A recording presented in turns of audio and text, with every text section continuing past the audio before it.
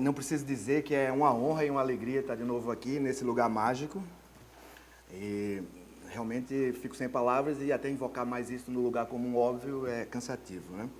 Queria começar lembrando que aqui, não sei se vocês perceberam, tem um sabiá que permeia tudo que a gente está dizendo o tempo todo. Parece a flauta do Henderson, mas é um pouquinho melhor ainda. Então isso eu acho que é um sintoma da mágica que percorre esse ambiente, sabe? Bom, o professor lançou para a gente esse título aqui, que eu vou ler para vocês, e vou, de verdade, analisar o que me foi proposto para poder tentar desenvolver alguns fragmentos eventuais de reflexão. Democracia e crítica democrática, 2 pontos. Decisão judicial, cumpre-se ou se critica? E ainda botou um outro subtema. A retórica dos juízes perante a crítica política, política tem um grifo, de suas decisões. Bom, eu queria primeiro dizer que obrigado, porque o professor teve o cuidado de situar o domínio da gente para a gente poder ficar em casa 2 vezes, no tema e na casa dele. Então, eu agradeço demais. Mas lendo algumas vezes esse título, como eu li, eu vi que a palavra que mais apareceu foi crítica. Né? Crítica democrática, crítica política, crítica da decisão, crítica. O que me chamou a atenção não é tanto o problema da crítica. A crítica é realmente uma coisa central na experiência do que a gente chama direito, ou, se você quiser dizer antes, jurisprudência. Não é? Se a gente pensar as origens da ideia de jurisprudência, a gente vai ver que a gente pode demarcá-la como sendo precisamente essa criticabilidade racional, essa discutibilidade, vamos dizer assim, dos argumentos. Proculianos, sabinianos se opõem em função de razão ou de pontos de vista de razão, né? Então a crítica, ela é elementar para que a gente possa pensar jurisprudência. Sem crítica não há o que a gente chama direito hoje. Crítica realmente, então, acaba sendo a palavra-chave para refletir. Mas o que me chama mais a atenção é que ele não disse só crítica, ele disse crítica democrática. E aí a gente tem um impasse gigante. Porque proculianos e sabinianos não eram propriamente democratas. A crítica de que se fala quando se fala em jurisprudência é uma crítica erudita. É erudição, sofisticação e um esforço intelectual muito peculiar. Não é a opinião de todo, principalmente não é a opinião do leigo, de jeito nenhum. E aí a gente vê uma série de, vamos dizer assim, diferenças no tempo, né? O diagnóstico geral que eu diria que é uma espécie de, eu vou usar a palavra muito forte, usurpação de formas no fluxo histórico, né? A ideia de direito, a estabilidade que a gente pressupõe no direito, todas essas coisas se formaram historicamente em Roma. E a gente vem usurpando essa forma de uma maneira talvez oportunista, mas talvez a oportunismo não seja bom, seja o único caminho realmente de desdobramento interno dessa cultura que, de certa forma, é a nossa raiz. Voltando aqui ainda a analisar um pouquinho mais do que ele disse, ele fala decisão judicial, e fala também de juízes, né? Pensando a partir desse ponto de vista, digamos, histórico, de direito romano, eu enfraqueceria um pouco essa coisa do foco nos juízes e mudaria o endereço para os juristas. Porque eu acredito que a força dos juízes não vem provavelmente dos juízes, mas da cultura jurídica, da ideia de direito e de uma espécie de partilha de um ponto de vista de mundo, que é a mentalidade do jurista, que não é a mentalidade do homem leigo. Ao contrário, a maneira como a gente lida com produção de provas, por exemplo, impacta outras pessoas de uma maneira chocante. E certas coisas que são da nossa mentalidade, como a própria noção básica de direitos humanos, causam um impacto chocante em pessoas mais desavisadas. E alguém vai dizer direitos humanos para humanos direitos, e você é quase como enfiado com uma faca no seu coração, que tem que ouvir, né? Eu acho que eu quebrei aqui o negócio. E agora, velho? Não, é soltou. Sei lá, bota aí. Ele tem um encaixezinho. Vai? Tinha que ser comigo isso. Não. Entrou de novo. Entrou de novo. Aí foi que eu matei o seminário.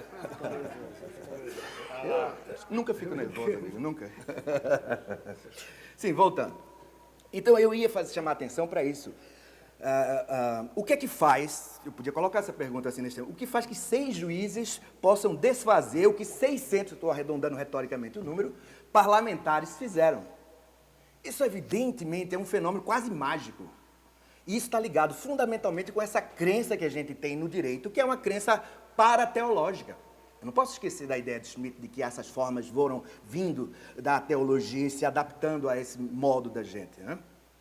Então a gente tem, no fundo, uma cultura muito arraigada que tem bases das formas de teologia. A gente, na Faculdade de Direito, faz um grande catecismo do Estado Democrático de Direito. Ninguém vai ter voz contra o Estado Democrático de Direito no espaço de uma faculdade de Direito. Aliás, se você for marxista de raiz, a sua voz já vai ficar dissoando bastante e seu espaço bem reduzido nesse espaço, o que mostra que há uma seletividade de vozes bem significativa no nosso ambiente. Não é?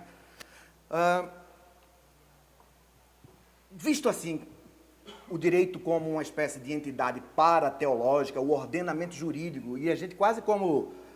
Eu vou mudar de sacerdotes agora para engenheiros, otimizadores de um objeto, quase que eu dizia inexistente, mas ao contrário de inexistente, ele é imaginário, mas não inexistente. Ele, ao contrário, é talvez um enorme motor de organização humana.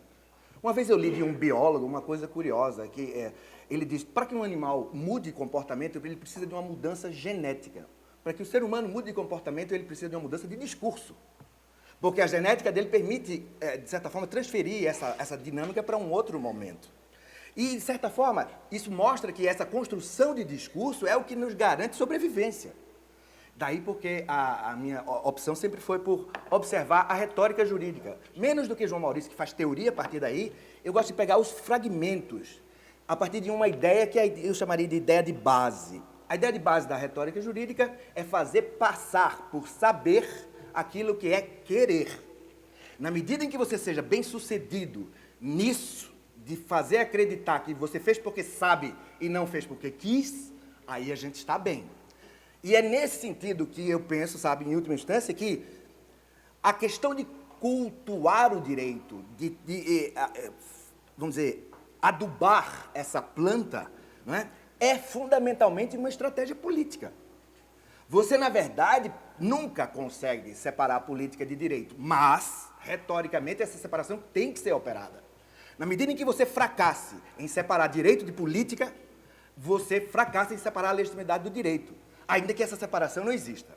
E essa separação era muito mais fácil de fazer em Roma do que ela é agora, por causa dessas misturas históricas que vão dar no Estado de Direito, em que as duas coisas têm que ser uma. Em Roma isso era muito diferente. Primeiro porque não é a ótica da legalidade, não é? A gente não tinha essa sofisticação, embora fosse uma cultura de escrita, não tinha a sofisticação imaginária que João Maurício falou, de pensar tão detalhadamente o ordenamento jurídico. E mais, outros aspectos eram muito importantes. Você pensa a jurisdição romana, você vê que ela é separada em dois momentos. O magistrado é um personagem e o juiz é outro personagem. O juiz é um personagem eleito pelos litigantes.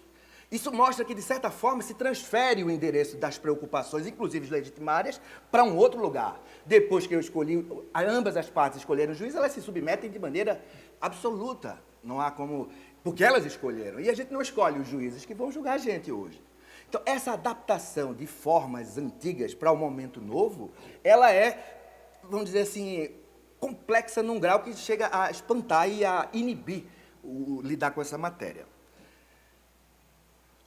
Eu queria pegar um exemplozinho para mostrar como essas formas do direito, vamos dizer, se adaptam à política de uma maneira, vamos dizer assim, muito marcante. Na Polônia, no século XIV, houve um rei que era uma mulher. Por que ele não chama de rainha? Porque se chamasse de rainha, não teria os poderes que precisava ter. Na verdade, a hoje Santa Edviges assumiu como rei aos 11 anos de idade na Polônia. Ela não podia ser rainha. Então, veja, adaptou-se, mudou-se o senso comum da linguagem, rei e rainha, para que uma mulher fosse rei. E pode comprar essa, aí é o que João Maurício disse, dependendo de como você tem a articulação do seu auditório, pode tudo, até uma mulher ser homem e uma rainha ser rei. Porque hoje em dia, né, já ficou totalmente fora de foco essa preocupação também, né? Aí eu queria também dar só mais uma notinha sobre o lugar da política na teoria do direito moderna, pensando em dois autores que são, de certa forma, contrapostos, mas, por outro lado, complementares, que é Kelsen e Schmitt, não é? Carl Schmitt e Hans Kelsen. A questão purista, vamos dizer assim, de Kelsen implicava separar direito de política nitidamente, metodologicamente. E Schmitt, no caminho contrário, dizendo que direito e política são a mesma coisa. A própria decisão sobre o que é política e o que é direito é uma decisão política. Portanto, não há escapatória, é o toque de Midas da política, você não escapa disso. E o Schmitt ainda virava para o modelo normativista de Kelsen e dizia, isso é o decisionismo disfarçado. A ideia de norma, como na sofisticação keuseniana, como uma continuidade no descontínuo, porque a autoridade superior determina a autoridade inferior, mas eles podem nem se entender sobre o que está sendo dito, um interpreta de um jeito, outro de outro, e ainda assim há uma continuidade, eu diria uma continuidade no descontínuo, né? E eu queria mostrar onde entra esses elementos de política que, no fundo, acabam sendo, diante da teologia do direito como algo estável, unitário, que acabam sendo elementos de perturbação. Como Schmitt e Kelsen absorveram essa perturbação, esse elemento aleatório que a política traz para essas circunstâncias de projeto estabilizado para o direito, né? Claro, em Schmitt aparece na ideia de exceção. E Schmitt vai bem forte nesse sentido de mostrar só entende bem o direito quem entende o que é exceção. Isso é muito simples de entender. Vai ao portão lá do Enem, você vai fechar às 8 da manhã, vai fechar o portão do Enem. Se tiver só um porteiro naquela porta, 8h01, ele já não abre de novo. Agora, se tiver um juiz, ele vai analisar o caso. E ele pode abrir. Esse sentido isso tem a ver com essa ideia de exceção também, porque na medida em que você só pode fazer esse tipo de tomada de decisão se você tem competência. Ou seja, já está na sua competência esse elemento de fazer isso ou aquilo, de tomar o caminho normal ou fazer uma exceção. Que em Schmitt é muito mais forte, mas que está em Kelsen também na noção de cláusula alternativa tácita. Que, no fundo, não passa de um brocado romano antigo. Aquele que pode condenar, pode absolver. Claro que ele pode absolver e condenar, mas isso significa que toda decisão pode ser essa ou aquela. E é da parte da decisão poder ser essa ou aquela. E é nesse momento que entra esse elemento de alea, que é duplo. Ele é duplo porque é político e ele é duplo porque há um hiato entre a lei geral e o caso concreto, como na doutrina de Aristóteles da equidade.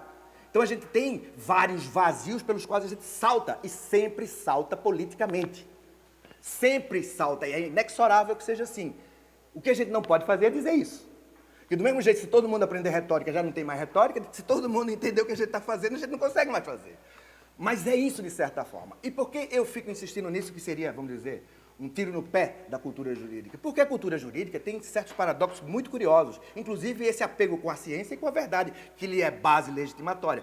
Portanto, quando eu ataco o direito, curiosamente eu o reforço. Na ideia de sua legitimidade como abertura para a realidade, para a verdade, para um discurso cada vez mais arejado e esclarecido, que está dentro da ideia iluminista do que a gente vai construir como Estado de Direito.